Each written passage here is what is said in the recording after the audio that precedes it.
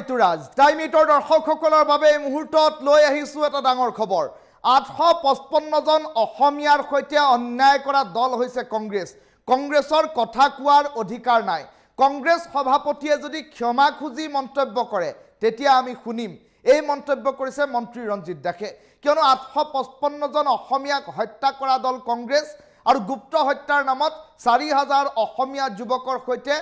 অন্যায় কৰা দল কংগ্ৰেছ এই মন্তব্য প্ৰকাশ কৰি এক প্ৰকাৰ কংগ্ৰেছক খুৰধাৰ সমালোচনা কৰিলে মন্ত্ৰী ৰঞ্জিত কুমাৰ দাসে এই ডাঙৰ খবৰটো টাইমিটৰ দৰ্শকসকলক এই মুহূৰ্তত জনাইছো কংগ্ৰেছ দলে 855 জন অসমীয়াক হত্যা কৰিছিল এই মন্তব্য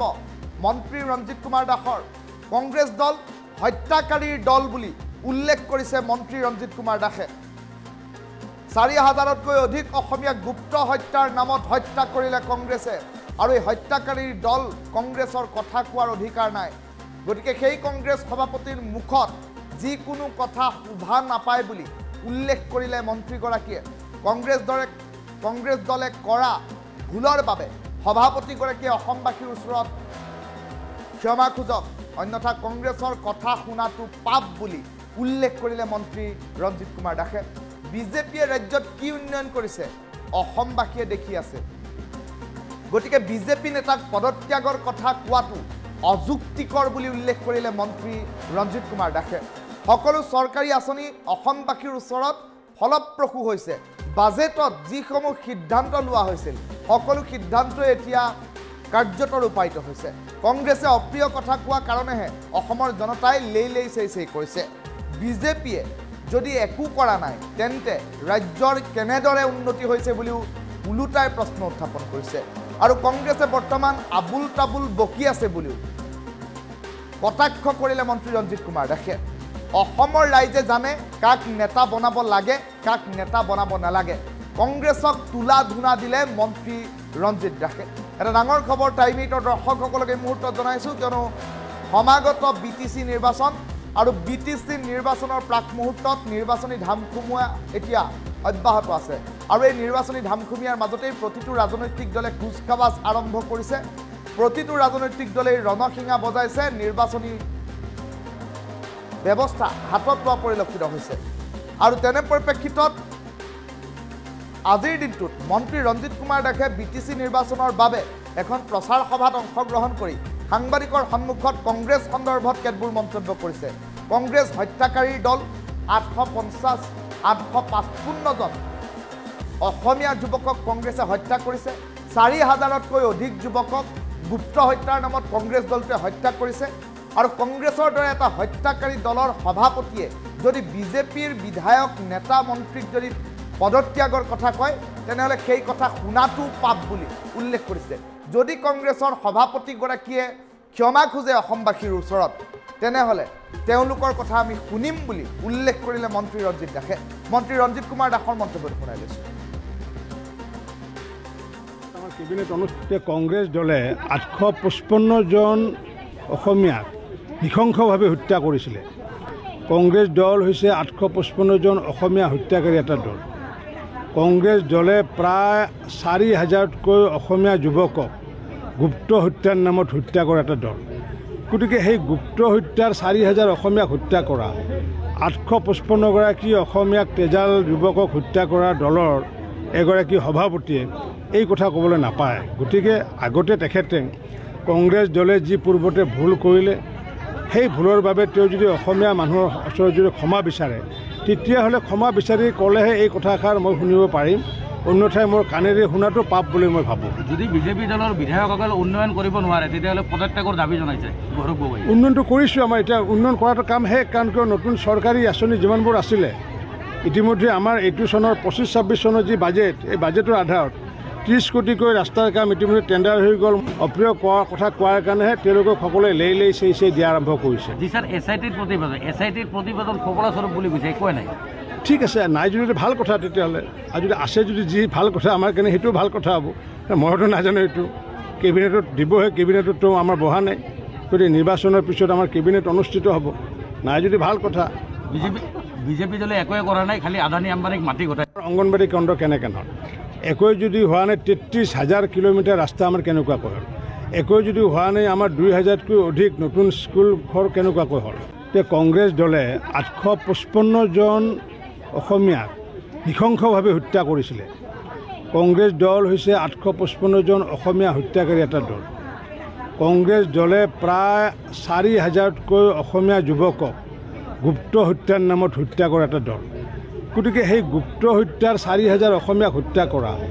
855 গৰাকী অসমীয়াক তেজাল যুৱকক হত্যা কৰা দলৰ এগৰাকী সভাপতিয়ে এই কথা ক'বলৈ নাপায় গতিকে আগতে তেখেতে কংগ্ৰেছ দলে যি পূৰ্বতে ভুল কৰিলে সেই ভুলৰ বাবে তেওঁ যদি অসমীয়া মানুহৰ ওচৰত যদি ক্ষমা বিচাৰে তেতিয়াহ'লে ক্ষমা বিচাৰি ক'লেহে এই কথাষাৰ মই শুনিব পাৰিম অন্যথাই মোৰ কাণেৰে শুনাটো পাপ বুলি মই ভাবোঁ যদি বিজেপি দলৰ বিধায়কসকলে উন্নয়ন কৰিব নোৱাৰে তেতিয়াহ'লে পদত্যাগৰ দাবী জনাইছে গৌৰৱ গগৈ উন্নয়নটো কৰিছোঁ আমাৰ এতিয়া উন্নয়ন কৰাটো কাম শেষ কাৰণ কিয় নতুন চৰকাৰী আঁচনি যিমানবোৰ আছিলে ইতিমধ্যে আমাৰ এইটো চনৰ 25-26 চনৰ যি বাজেট এই বাজেটৰ আধাৰত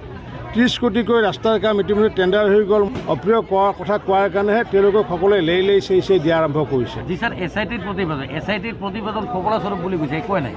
ঠিক আছে নাই যদি ভাল কথা তেতিয়াহ'লে আৰু যদি আছে যদি যি ভাল কথা আমাৰ কাৰণে সেইটোও ভাল কথা হ'ব মইতো নাজানো এইটো কেবিনেটত দিবহে কেবিনেটতো আমাৰ বহা নাই গতিকে নিৰ্বাচনৰ পিছত আমাৰ কেবিনেট অনুষ্ঠিত হ'ব নাই যদি ভাল কথা বিজেপি দলে একোৱে কৰা নাই খালি আদানী আম্বানীক মাটি গতাই অংগনবাড়ী কেন্দ্ৰ কেনেকৈ হ'ল একোৱে যদি হোৱা নাই 33,000 কিলোমিটাৰ ৰাস্তা আমাৰ কেনেকুৱাকৈ হ'ল একোৱে যদি হোৱা নাই আমাৰ 2000তকৈ অধিক নতুন স্কুল ঘৰ কেনেকুৱাকৈ হ'ল তে কংগ্ৰেছ দলে 855 জন অসমীয়াক নৃশংসভাৱে হত্যা কৰিছিলে কংগ্ৰেছ দল হৈছে 855 জন অসমীয়া হত্যাকাৰী এটা দল কংগ্ৰেছ দলে প্ৰায় 4000তকৈ অসমীয়া যুৱকক গুপ্ত হত্যাৰ নামত হত্যা কৰা এটা দল গতিকে সেই গুপ্ত হত্যাৰ 4000 অসমীয়াক হত্যা কৰা 855 গৰাকী অসমীয়াক তেজাল যুৱকক হত্যা কৰা দলৰ এগৰাকী সভাপতিয়ে এই কথা ক'বলৈ নাপায় গতিকে আগতে তেখেতে কংগ্ৰেছ দলে যি পূৰ্বতে ভুল কৰিলে সেই ভুলৰ বাবে তেওঁ যদি অসমীয়া মানুহৰ ওচৰত যদি ক্ষমা বিচাৰে তেতিয়াহ'লে ক্ষমা বিচাৰি ক'লেহে এই কথাষাৰ মই শুনিব পাৰিম অন্যথাই মোৰ কাণেৰে শুনাটো পাপ বুলি মই ভাবোঁ যদি বিজেপি দলৰ বিধায়কসকলে উন্নয়ন কৰিব নোৱাৰে তেতিয়াহ'লে পদত্যাগৰ দাবী জনাইছে গৌৰৱ গগৈ উন্নয়নটো কৰিছোঁ আমাৰ এতিয়া উন্নয়ন কৰাটো কাম শেষ কাৰণ কিয় নতুন চৰকাৰী আঁচনি যিমানবোৰ আছিলে ইতিমধ্যে আমাৰ এইটো চনৰ 25-26 চনৰ যি বাজেট এই বাজেটৰ আধাৰত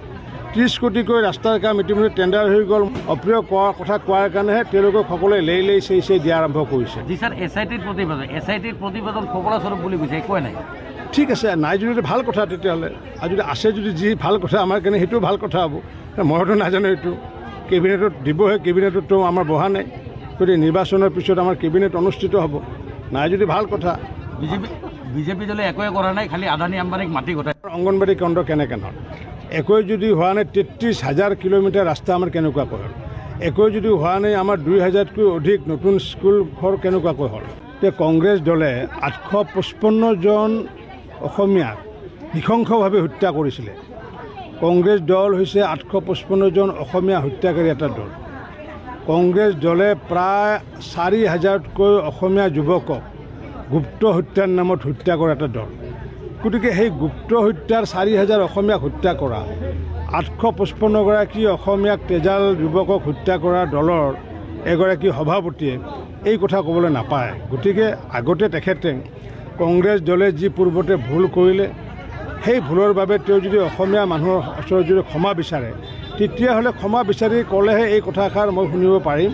অন্যথাই মোৰ কাণেৰে শুনাটো পাপ বুলি মই ভাবোঁ যদি বিজেপি দলৰ বিধায়কসকলে উন্নয়ন কৰিব নোৱাৰে তেতিয়াহ'লে পদত্যাগৰ দাবী জনাইছে গৌৰৱ গগৈ উন্নয়নটো কৰিছোঁ আমাৰ এতিয়া উন্নয়ন কৰাটো কাম শেষ কাৰণ কিয় নতুন চৰকাৰী আঁচনি যিমানবোৰ আছিলে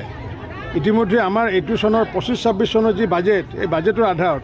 30 কোটিকৈ ৰাস্তাৰ কাম ইতিমধ্যে টেণ্ডাৰ হৈ গ'ল অপ্ৰিয় কথা কোৱাৰ কাৰণেহে তেওঁলোকক সকলোৱে লেই চেই দিয়া আৰম্ভ কৰিছে জি ছাৰ SITৰ প্ৰতিবেদন ফলাস্বৰূপ বুলি কৈছে একোৱে নাই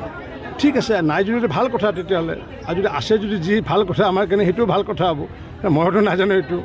কেবিনেটত দিবহে কেবিনেটতো আমাৰ বহা নাই গতিকে নিৰ্বাচনৰ পিছত আমাৰ কেবিনেট অনুষ্ঠিত হ'ব নাই যদি ভাল কথা বিজেপি দলে একোৱে কৰা নাই খালি আদানী আম্বানীক মাটি গতাই অংগনবাড়ী কেন্দ্ৰ কেনেকৈ হ'ল একোৱে যদি হোৱা নাই 33,000 কিলোমিটাৰ ৰাস্তা আমাৰ কেনেকুৱাকৈ হ'ল একোৱে যদি হোৱা নাই আমাৰ 2000তকৈ অধিক নতুন স্কুল ঘৰ কেনেকুৱাকৈ হ'ল তে কংগ্ৰেছ দলে 855 জন অসমীয়াক নৃশংসভাৱে হত্যা কৰিছিলে কংগ্ৰেছ দল হৈছে 855 জন অসমীয়া হত্যাকাৰী এটা দল। কংগ্ৰেছ দলে প্ৰায় 4000তকৈ অসমীয়া যুৱকক গুপ্ত হত্যাৰ নামত হত্যা কৰা এটা দল। গতিকে সেই গুপ্ত হত্যাৰ 4000 অসমীয়াক হত্যা কৰা 855গৰাকী অসমীয়াক তেজাল যুৱকক হত্যা কৰা দলৰ এগৰাকী সভাপতিয়ে এই কথা ক'বলৈ নাপায়। গতিকে আগতে তেখেতে কংগ্ৰেছ দলে যি পূৰ্বতে ভুল কৰিলে সেই ভুলৰ বাবে তেওঁ যদি অসমীয়া মানুহৰ ওচৰত যদি ক্ষমা বিচাৰে তেতিয়াহ'লে ক্ষমা বিচাৰি ক'লেহে এই কথাষাৰ মই শুনিব পাৰিম, অন্যথাই মোৰ কাণেৰে শুনাটো পাপ বুলি মই ভাবোঁ। যদি বিজেপি দলৰ বিধায়কসকলে উন্নয়ন কৰিব নোৱাৰে তেতিয়াহ'লে পদত্যাগৰ দাবী জনাইছে গৌৰৱ গগৈ। উন্নয়নটো কৰিছোঁ, আমাৰ এতিয়া উন্নয়ন কৰাটো কাম শেষ, কাৰণ কিয়